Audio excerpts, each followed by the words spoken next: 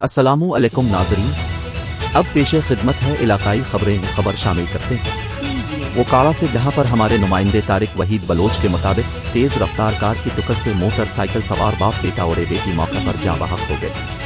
تفصیلات کے مطابق نواحی قصبہ دیپالپور کے رہائشی مدینہ کولڈ سٹور کے مالک چودھری سخاوت اپنے بیٹے اور بیٹی کو لے کر موٹر سائیکل پر جا رہے تھے کہ اچانک راستے میں قصبہ اڈا سالیوال کے قریب تیز رفتار کار نے بے قابو ہو کر ٹکر ماری، جس کے نتیجے میں موٹر سائیکل سوار چودھری سخاوت، اس کا بیٹا اور بیٹی موقع پر جاں بحق ہو گئے۔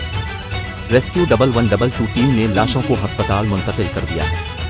تھانہ صدر اوکاڑا کی حدود میں ایک رات میں ڈکیتی کی 4 مختلف وارداتوں میں نامعلوم ڈاکو گن پوائنٹ پر لاکھوں روپے نقدی، موبائل فون اور موٹر سائیکل چھین کر فرار ہو گئے۔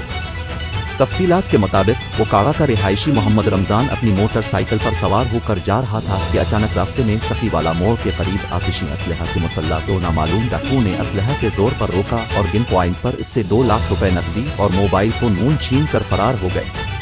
دوسری واردات میں اوکاڑا کا رہائشی مبشر احمد اپنی موٹر سائیکل پر سوار ہو کر جا رہا تھا کہ اچانک راستے میں سکندر روڈ اوکاڑا پر آتشی اسلحہ سے لیس 3 نامعلوم ڈاکوؤں نے اسلحے کے زور پر روکا اور گن پوائنٹ پر اس سے موٹر سائیکل چھین کر فرار ہو گئے۔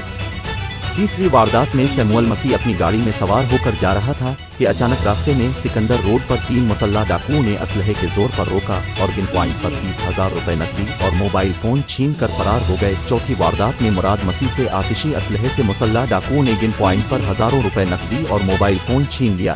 پولیس تھانہ صدر اوکاڑا نے کارروائی شروع کر دی ہے۔